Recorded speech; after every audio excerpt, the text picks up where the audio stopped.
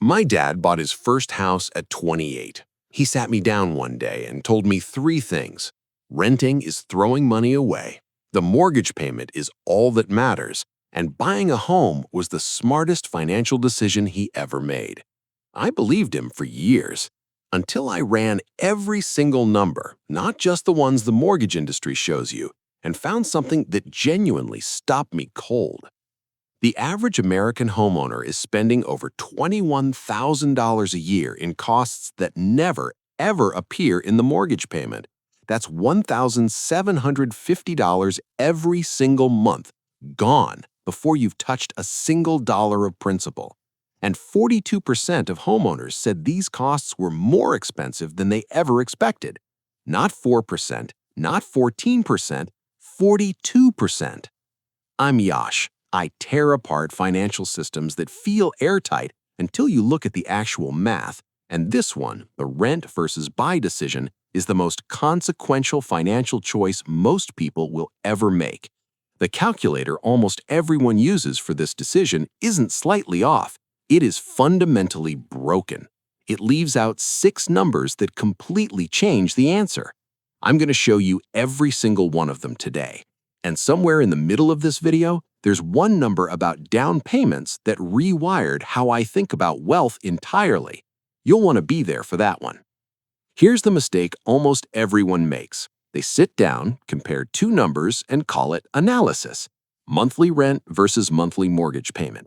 That's it. That's the whole calculation. If the mortgage is close to rent, buying wins. That logic feels reasonable. It is not even close to correct. The mortgage payment is the tip of the iceberg. Below the surface, there are 6 more costs that are just as real, just as recurring, and almost never mentioned when someone is trying to convince you to buy. According to Bankrate's 2025 Hidden Costs of Homeownership study, the single biggest hidden expense is maintenance, $8,808 per year on average, nearly double utility costs of $4,494. More than double property taxes of $4,316, almost 4 times the average homeowner's insurance bill of $2,267. Add internet and cable, another $1,515. Total that up, and you get $21,400 per year in real costs that appear nowhere in the headline mortgage number. That's Bankrate. Insurify ran a completely separate study using a completely different methodology and landed at $21,084. Zillow and Thumbtack ran their own analysis and found $15,979, and their number excluded utilities entirely. 3 independent studies, 3 different teams, all pointing at the same uncomfortable truth. Here's the part that should make you pause. These hidden costs climbed 4.7% in the past year. Household incomes rose just 3.8%. The gap is widening. Every single year, you are falling further behind on costs you may not even realize you're paying. So, let's build the complete picture side by side. The average monthly mortgage payment for the median-priced home in U.S., including property taxes and insurance, hit $2,768 as of early 2025. Average monthly rent, adjusted for inflation, sits around $2,000. That's already a $768 per month gap before a single hidden cost enters the picture. Now layer in the remaining maintenance, utilities, and upkeep from Bankrate, another $700 to $750 per month. Your real all-in cost of ownership is closer to $3,400 to $3,500 every month against $2,000 in rent.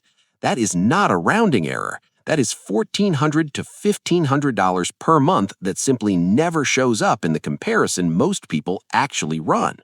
And if you're in a major city, it gets worse. Hidden costs in New York City alone exceed $24,000 per year. San Francisco comes in at $22,000. In Miami, homeowners insurance averages $4,607 per year, up 72% in just 5 years. The gap between what renting costs and what owning truly costs in those cities is not a few $100s, it is thousands every single month. Now, I know exactly what you're thinking because it's what I was thinking when I first saw this data. What about equity? Isn't that the whole point? You're building something when you own. You're getting nothing back when you rent. This is where most videos stop. This is where the analysis gets dishonest by omission. Because yes, paying a mortgage builds equity. Yes, home values generally appreciate over time. Both of those things are true. But here is the question almost nobody asks. Compared to what? This is the number I promised you, the one that changed everything for me. Median home price right now is around $425,000. A standard 20% down payment is $85,000.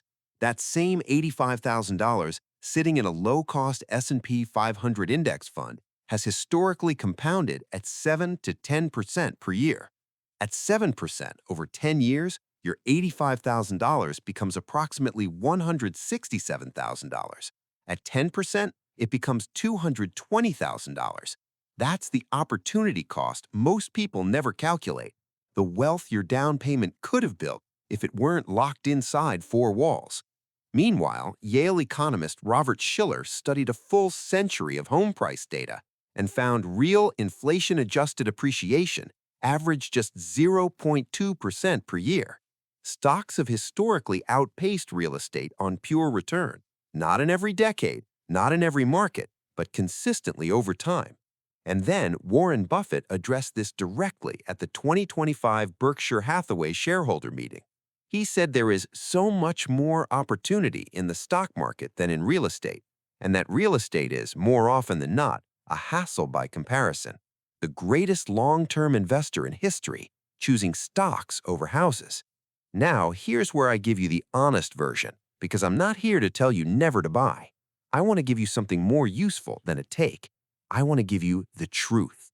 The counter-argument to everything I just said is real. Renting doesn't force you to save. A mortgage does. For millions of people, that forced savings mechanism is the only reason they accumulate any wealth at all. I'm not dismissing that, but understand what that argument actually is. It is a behavioral argument, not a financial superiority argument. If you have the discipline to invest the difference between your rent and what a mortgage would cost you, the math often favors renting, especially right now in most major U.S. markets. If you don't have that discipline, the forced savings of homeownership has genuine value. The key is knowing yourself honestly. Here's what almost no one talks about in this debate: the actual financial break-even timeline, not the emotional break-even, the real one, the point at which buying has genuinely outperformed renting when you account for everything. Before you even move in, you're writing checks. Closing costs run 2 to 5% of the purchase price. On a $425,000 home, that's $8,500 to $21,000 before your first mortgage payment. Now, fast forward to when you sell. Agent commissions run 5 to 6% of sale price, another $21,000 to $25,000 out the door on the way out. You paid to get in, you'll pay again to get out. Add those transaction costs together, and you're looking at $30,000 to $46,000 in pure friction that has to be recovered through appreciation and equity before you've earned a single dollar on the deal. In California, the break-even timeline runs 5 to 7 years in most counties, stretching to 7 or 8 years in the most expensive coastal markets. Nationally, financial planners broadly agree you need to stay at least 5 years to break even on transaction costs alone. Some analyses push that to 7 years when you fold in the opportunity cost of your down payment. Think about what that means in real life. One job change, one relationship shift, one city relocation, and buying may have been a net financial negative in a decision you thought you were making carefully. Data from 2025 shows renters saved approximately $27,648 over a 3-year period compared to buyers, paying around $768 less per month in housing costs. The 5-year rule exists for a reason. In expensive markets, it's really a 7-year rule. So when does buying actually make sense? Here's my honest answer. It makes sense when you're staying in one place for 7 or more years. That's when transaction costs are genuinely recovered and equity compounds in your favor. It makes sense when you're buying in a market where ownership costs are at or below local rent. Those markets exist. Surprise, Arizona. Palm Bay, Florida, parts of the Midwest. In those cities, the math is genuinely different. It makes sense when your down payment is not your last liquid dollar, when your emergency fund is fully funded, and your income can absorb the surprise costs that will absolutely come. And it makes sense when the non-financial factors, stability, permanence, putting down roots, customization, are worth the premium to you. Those things are real. No spreadsheet captures them fully. Buying a home is not always a bad financial decision. Buying the wrong home in the wrong city at the wrong stage of your life with the wrong financial cushion, that is where the damage happens. And that damage is quiet. It doesn't look like a loss. It looks like a life that slowly gets more expensive and less flexible, one surprise bill at a time. Let me bring it back to where we started. My dad wasn't wrong that home ownership can build wealth. He was working with an incomplete calculator. He compared the mortgage to the rent. He never counted the $21,400 in hidden annual costs. He never modeled what his down payment would have become in the market. He never calculated how long he needed to stay to break even. For his specific situation, affordable market, 30 years in the same house, bought before prices ran, the incomplete calculator didn't hurt him. For someone buying in a high-cost city in 2026 with plans to stay 4 or 5 years, that same broken calculator could cost them $40,000, $60,000 more in a decision they thought they were making carefully. So here is your complete framework. 3 questions. Run all 3 before you sign anything. First, what is your real all-in monthly cost of ownership? Mortgage plus property taxes plus insurance plus a realistic maintenance estimate. Compare that number, the honest number, to your actual rent. What is the monthly gap? Second, how long are you realistically staying? Not optimistically, realistically. If the answer is under 5 years, renting is almost certainly the better financial decision in most U.S. markets. Full stop. Third, what will you actually do with the down payment and the monthly savings if you rent? Be honest with yourself here. If the answer is spend it, the forced savings of a mortgage has real behavioral value for you. If the answer is invested consistently, the math in most expensive markets right now favors renting. 3 questions, real numbers, honest answers. That's the calculator the mortgage industry doesn't hand you when you walk through the door. This is research and education, not personal financial advice. Your market, your timeline, your income, those are yours. Talk to a qualified professional before making a decision this size. But now you've seen the math they don't show you. You know what the real calculator looks like, and you cannot unknow it. If this changed how you're thinking about one of the biggest financial decisions of your life, subscribe. This is what we build here every single week. See you in the next one.